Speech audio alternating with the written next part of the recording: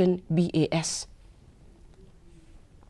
The United Democratic Party, Mawkyrwat Circle, on Monday introduced its party candidate for the upcoming MDC election from Mawkyrwat constituency, Jaslan Roy Nongset, and also welcomed hundreds of leaders and supporters from different parties including the Hspdp, Congress, NPP and Trinamool Congress.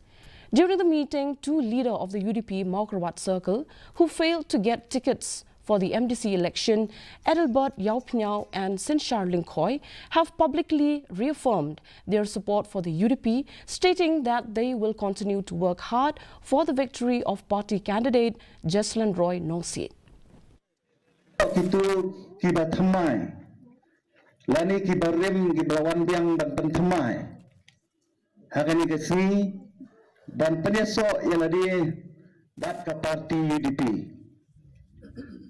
Ni nakaliang jaga parti ni pedang nyepi daga basmobha badakamon sobha ke jumthi nanek du klamdan ba pandor manu yepi kadehi ke jing sotu ke jumthi simat haka ba pila simya ka negarai dan wan penyeso yang bat ke parti di tim tagasni.